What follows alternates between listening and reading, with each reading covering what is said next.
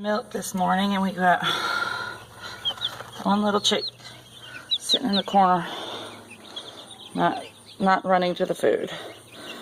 Not good. Usually when a chick gets this listless, they don't survive. So we're gonna take it up to the house, get it its own special light, and see if we can't revive it. So cross your fingers, but this is one of those things that we have to deal with on a real farm, is you do lose some. So let's hope that this sweet little tiny guy is okay, but we'll see. Rest in peace, little guy. He didn't make it but a few minutes, not even long enough for me to get him any help, so he was definitely too far gone. Not sure what caused it, and hopefully it's not going to affect any of the other chicks. Alright, Rowan, you can bury it.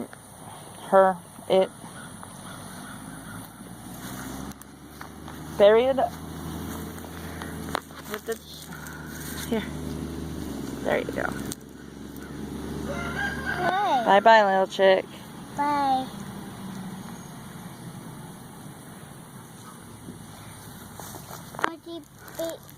He's not going to be really happy about that. The baby is dead. It's not alive anymore.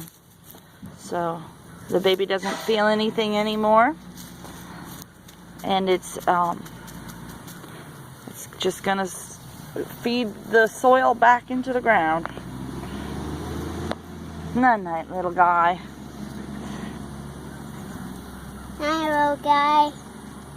People always ask, what do I put in my chicken water? For this quart size for the chicks, I'm just going to take 1 clove of garlic and peel it and crush it, and then I'm going to cut it up with the scissors and add it in. And then this is some of my homemade vinegar. I'm just going to pour in just a little glug glug.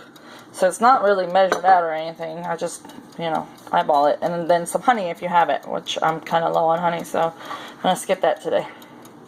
Alright, we got the brooder box all cleaned out. New food and water.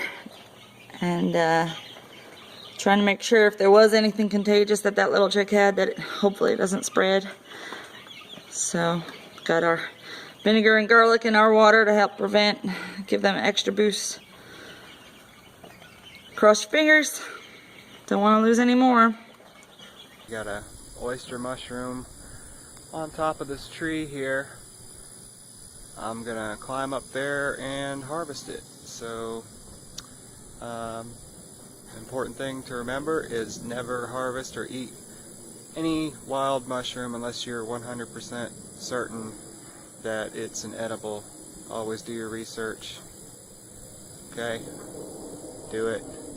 Alright, we're climbing.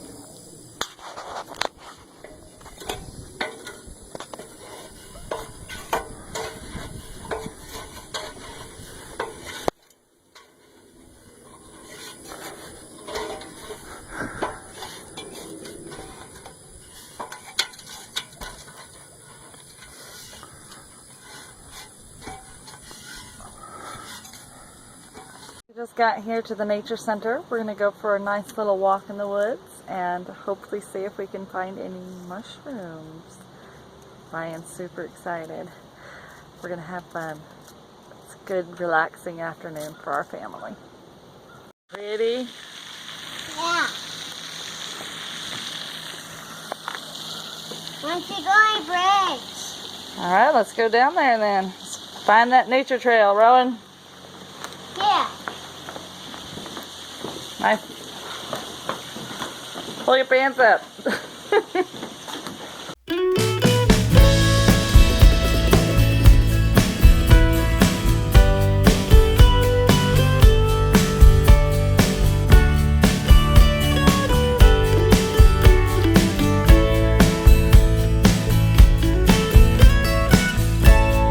Look what we found.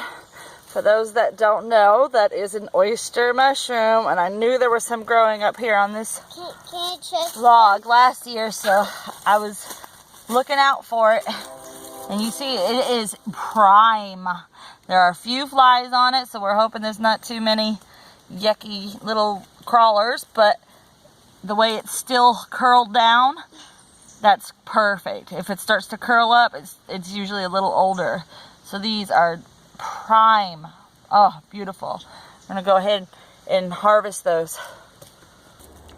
Alright, we're going to harvest this oyster mushroom that we found on our hike today. This is the same kind of mushroom that I climbed up the tree earlier to cut down, but now you get to see me cut it because it was too dangerous to film up in the tree with the sharp knife. But what I'm going to do, we're going to cut the mushroom off of the wood, flush with the wood as to leave the mycelium that's inside intact, so later on there'll be more mushrooms to harvest.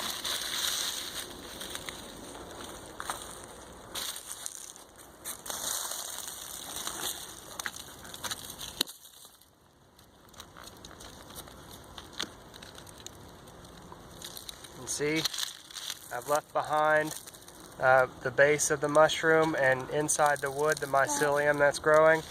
Now it's undamaged, and now later on when there's another flush we'll have more mushrooms, and we get to enjoy the benefits of these when we get home.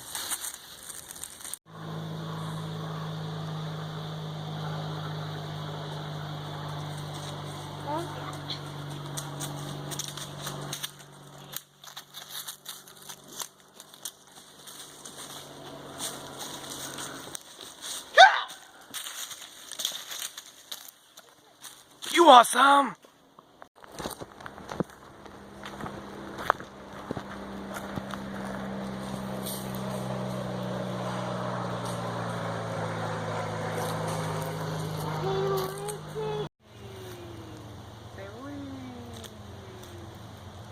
Yeah.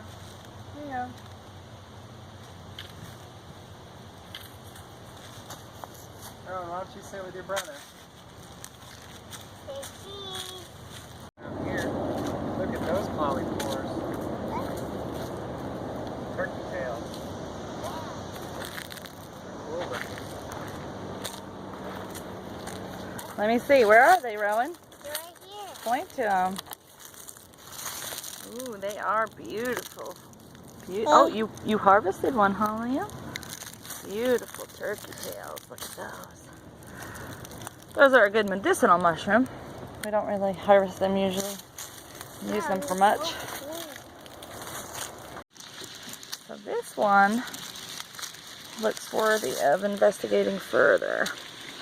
Now I know it's a bolete because of the pores on the bottom instead of gills. First test with bolete is check the bruising. And the bruises blue rapidly. Oops. Then staying blue fast can be a bad sign, but it's not the other way. Just rip a piece off of the edge. And see, the cap didn't stain blue fast at all. And then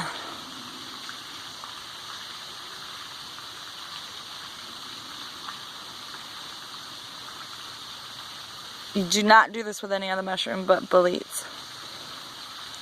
I'm testing for bitterness. It's not bitter. I think it's a good one. Alright, we're gonna harvest.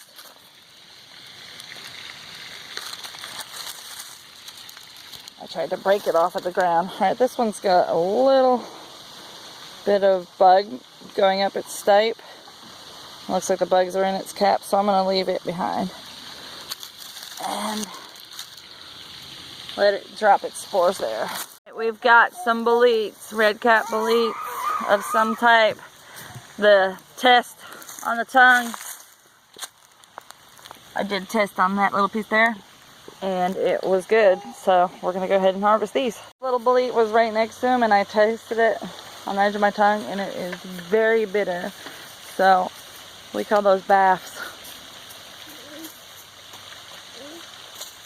We don't eat them. They're not good. So I'm going to leave it for the bugs. Do we like foraging for mushrooms? We also like foraging for other things like muscadines. I see a cluster over there that looks promising. They're just starting to turn. Muscadine season is just now upon us. So we have 2 yummy muscadines. I love muscadines. Love them. Almost as much as Ryan does. And occasionally you get to harvest some nuts. Looks like the squirrels have been enjoying them. Let's see how we like them. I like this upper trail near the parking lot because it is handicap accessible. So the whole entire trail is paved so that people in wheelchairs and other ways of getting around can still enjoy nature and a nature hike. So we hope to get Ryan's dad out here one day with us. It'll be fun.